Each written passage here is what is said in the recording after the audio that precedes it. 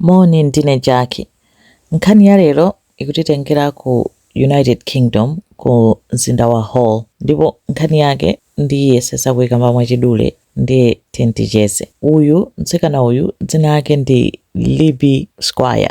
Wanatiti Liberty Squire. Libby inali ngati nickname yake. Libby mu chaka cha 2019 anali ndi zaka 21. Libby anali ku University of Hull ndipo amapanga study philosophy.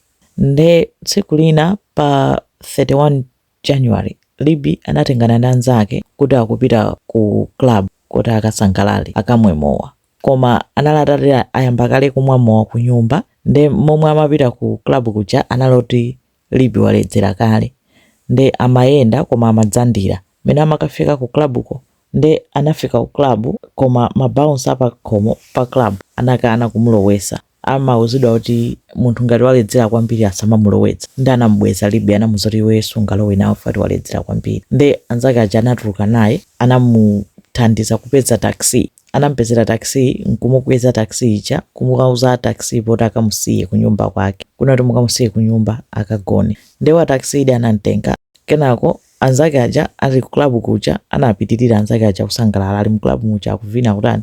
Mmodzi anadza adabwa kuti Libby tinamuuza onena kuti akafika atitumizire message. Koma sanatitumizire message. Anayesera muimbira phone sana yanke. Kuntumizira message sana yanke. Anabwerera anakapeza kuti Libby kulibeko. Kwesera kufunsa kuti Libby ali kuti uweza kuti Libby kulibe. Nde anayimba phone ku polisi komanso anadziwitsa makolo ake. Nde onse anali concerned kuti Libby ali kuti. Kwamba anayesera muyang'ana paliponse chilichonse Libby sanapezeke. Nde anzake aja ananena kuti tinamkweza taxi yake kampani yake inali yako. Anafufuza da polisi anapeza kuti anampeza di taxi driver kumufunsa. Nde taxi driver anati ine nakamutenga nakamusiya di pamene anandiuza kuti ndikamusiye. Nde apolisi anachita check CCTV anapeza kuti nzoonadi taxi driver anamusiya nkumapita.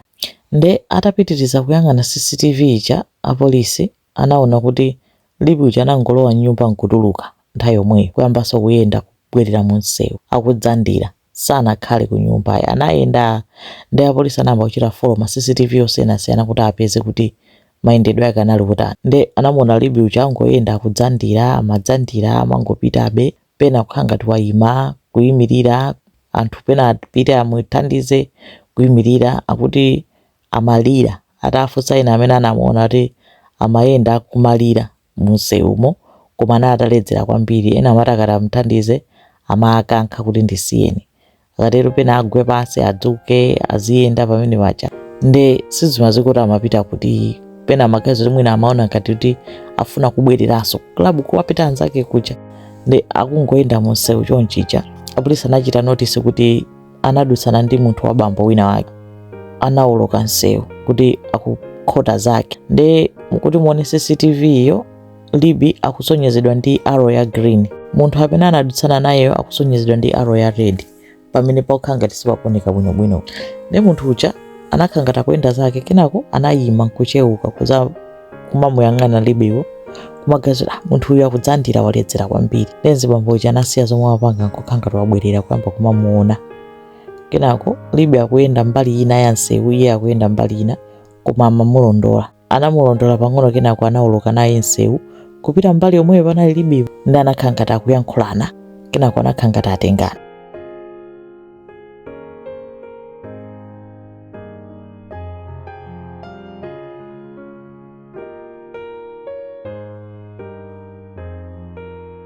Kenako CCTV ina yapadera pena inalionera kuti ndiyotchingika mbali ina ndi kangaude.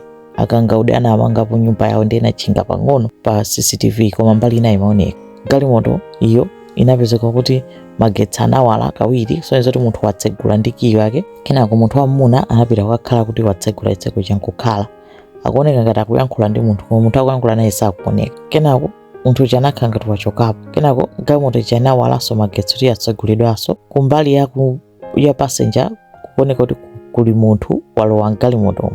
Kenako muno wake wa driver uja wabwera wazatani wazalowa mgalimoto mbali inayi galimoto chankunyamuka mapita.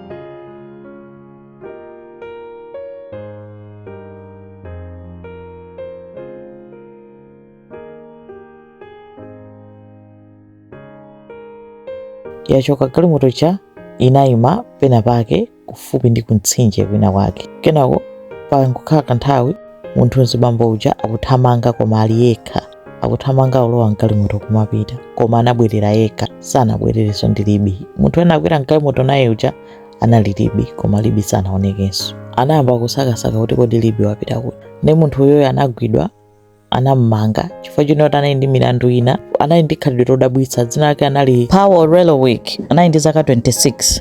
Ndi zochitika zake zinali zodabwitsa. Anali wa ku Poland, anaonera wachoka ku Poland kupita ku UK, amakagwira ntchito, amagwira ntchito ku butcher. Anali kuti wakwatira, anali ndi mkazi ndi mwana. Ndi anali ndi kachikhalidwe kodabwitsa kachakuti chifukwa choti amakhala fupi ndi ku university amangopita basi pa window basi kungovula azimayi awo atsikana amuone basi akatero athawe.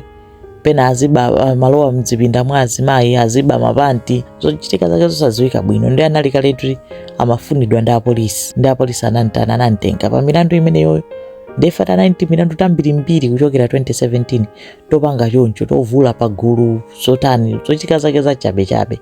Anampanga sentence to 8 years mu ndende, koma milandu yonse imagwirizana ndi ya Libby. Libby anasakidwa, police service inatumiza chithandizo cha mphamvu ndipo anamusakasaka mpaka na masabata 8 akumusakasaka Libby asanapezeke.